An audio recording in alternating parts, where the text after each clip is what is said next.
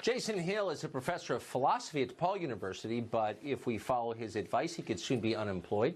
He just published a remarkable piece in the Hill newspaper saying that universities, and he's worked in them for a long time, have become so overwhelmed by identity politics, socialism, anti-Americanism, and dumbness that essentially they're beyond saving.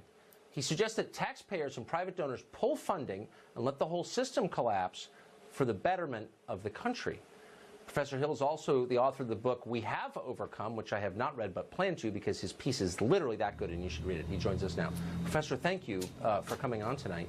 So did I misread what you wrote?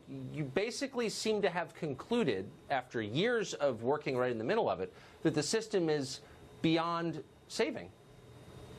I think so. I think these Bolshevik-loving welfare scholars have basically hijacked the system and are indoctrinating our students with not just anti-American invectives, but against the very core values that form our republic: capitalism, free speech, the morality of wealth creation. And I think that we're seeing a correlation also between the anti-free speech movements that have been accelerating across campuses and the ideologies that are taking root in the classrooms, the cultural relativism, the revolt against the Western canon, the cultivation of different perspectives.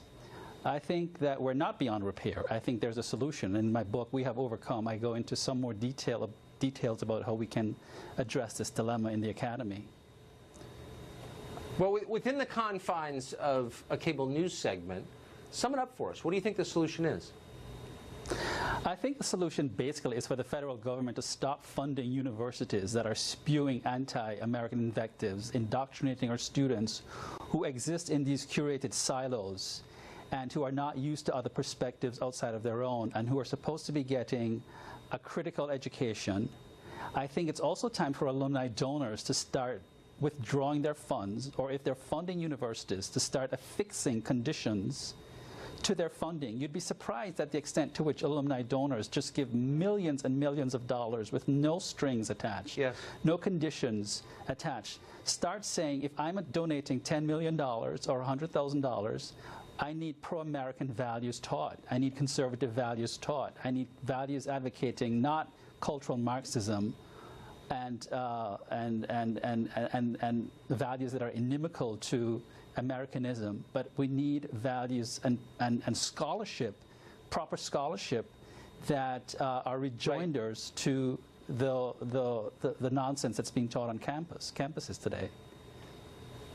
Professor, thank you for that. And again, I would encourage our viewers tonight to look you up, to look at what you've written and your book, because I thought it was remarkable and brave. So Godspeed. Thank you. Thank you. Well, the age of baby boys and baby girls appears to have come to a close. The most avant